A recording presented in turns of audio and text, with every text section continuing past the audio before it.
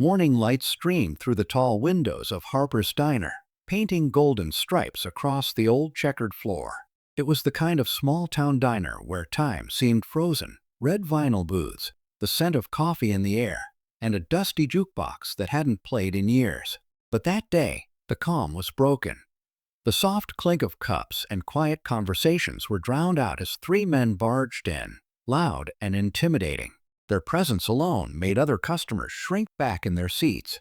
At the center of their cruelty was Clara, a young waitress in her early 20s. With her apron tied tight and her hair pulled back in a messy ponytail, she had been running herself ragged with double shifts, barely scraping by to cover her mother's medicine and rent. She was no stranger to rude customers, but this was different. The men singled her out, mocking her, tugging at her tray, and laughing when she nearly spilled hot coffee. Their insults weren't whispered. They wanted everyone to hear. The diner froze, no one brave enough to step in. Clara's eyes glistened with tears, but she kept moving, her trembling hands balancing plates. In that moment, her exhaustion and loneliness felt heavier than ever. Just as she thought she couldn't endure another second, the diner's front door chimed, the bell jingled, and in walked a group of leather-clad bikers. The patches on their jackets carried a fierce emblem, skulls and wings that everyone recognized. The room went still. Forks hovered midair. Even the thugs who had been so bold moments ago faltered, their smirks fading. At the head of the group was Marcus, a tall man with a gray-streaked beard and steady eyes. He didn't shout. He didn't need to.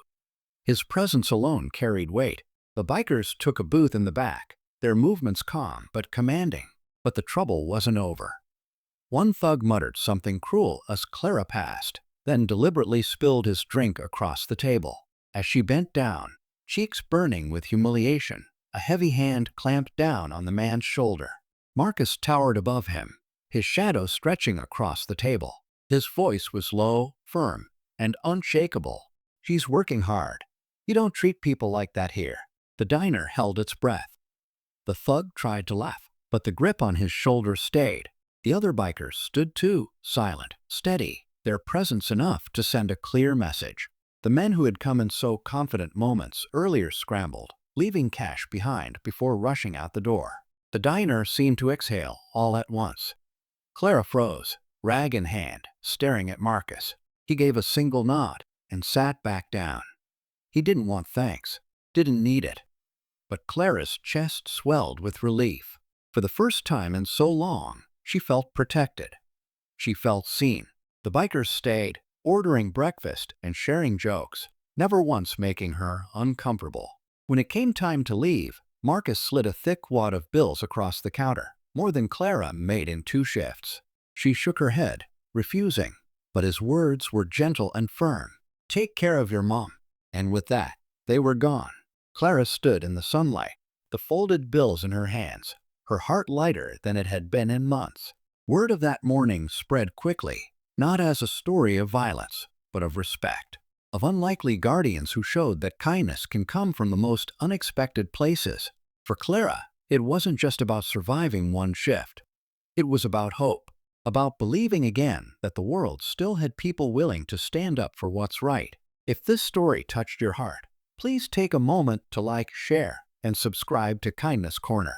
Your support helps us continue spreading stories of compassion, courage, and second chances. And let me ask you, if you were there that morning, would you have stepped in? Share your thoughts in the comments. Your voice might inspire someone else to be braver.